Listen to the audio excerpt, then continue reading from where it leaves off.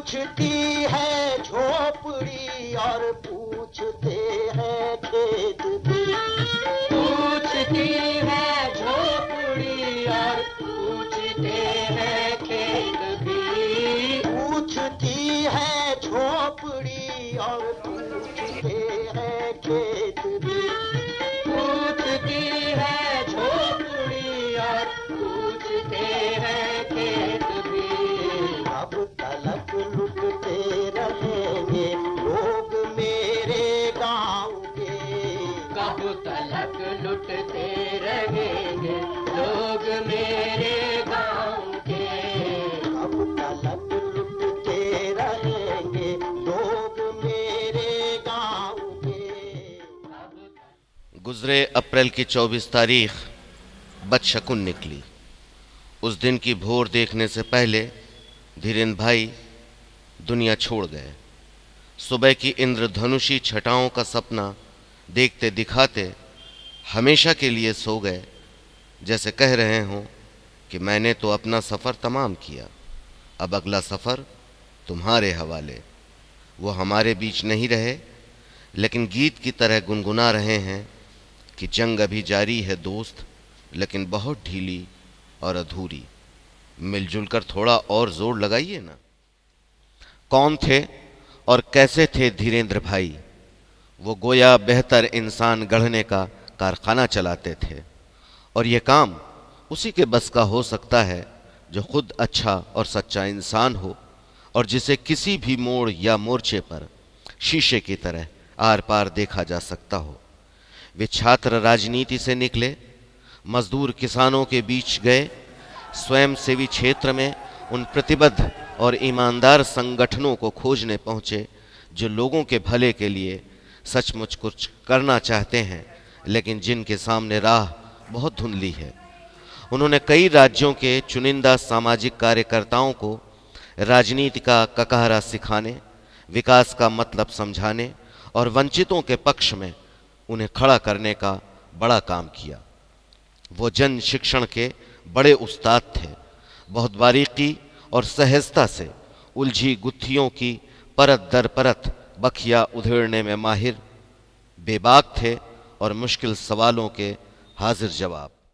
एक तो जो प्रेजेंटेशन में बात कही गई कि जट्रोफा के लिए मेंटेनेंस चाहिए और पानी भी चाहिए, और यही दोनों चीजें किसी भी फसल के लिए चाहिए।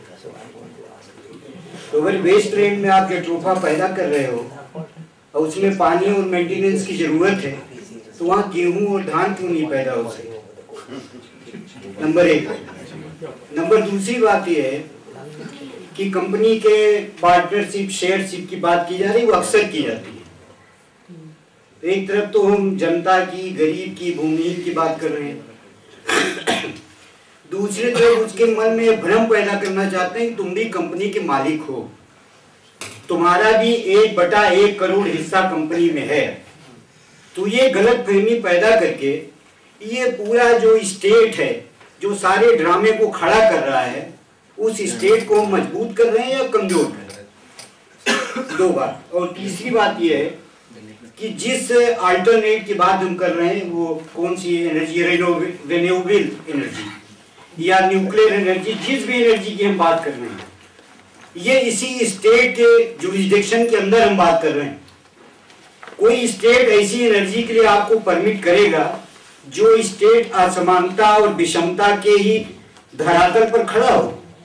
क्या वो किसी ऐसी एनर्जी को परमिट करेगा? जितनी माइनिंग की जा रही है, चाहे उड़ीसा में हो, छत्तीसगढ़ में हो, झारखंड में हो, वहां भी यही बताया जा रहा है ये वेस्ट लैंड है। अगर नदी बेची जा रही है तो ये कहा जा रहा है कि ये नदी इनके लिए यूजलेस हो गई है। तो दो चीजें हैं। अब इसमें एक चीज ये निकल के आती है, अगर जट्रोफा प्लांटेशन को और ज्यादा एरिया में लगाना है तो किसानों को की विल इस बात के लिए लेनी होगी कि तुम्हारे लिए जमीन यूजलेस हो गई है।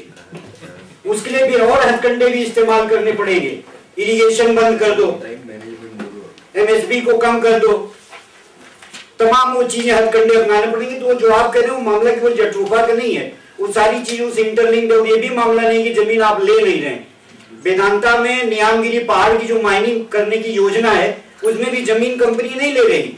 35 साल बाद वो छोड़ देगी। वहाँ के सारे झरने सूख जाएंगे, नदी सूख जाएगी, 500 से ज्यादा गांव उजड़ जाएंगे, कंपनी उसकी ओनरशिप नहीं लेगी, 35 साल बाद लात मार करके आगे बढ़ जाएगी। वही आप करने जा रहे हो। बिल्कुल। और आप ये एहसान भी जता रहे हो कि जमीन की हम ओनरशिप नहीं लेंगे। और आप जिस ग्राम सभा की बात आप कर रहे हो, जो शेड्यूल एरिया है, आप सामान्य ग्राम सभा की यूपी की बात छोड़ दो, जो इंडिया का शेड्यूल एरिया है जिसको कॉन्स्टिट्यूशनल प्रोटेक्शन मिला है, वहाँ पर भी ग्राम सभाओं की कोई वैल्यू नहीं। आप चले गए छत्तीसगढ़, झारखंड उड़ीसा देख लीजिए, वहाँ पे ग्राम सभाओं के किसी प्रस्ताव को न गवर्नमेंट ऑनर करती है न कंपनी ऑनर करती है।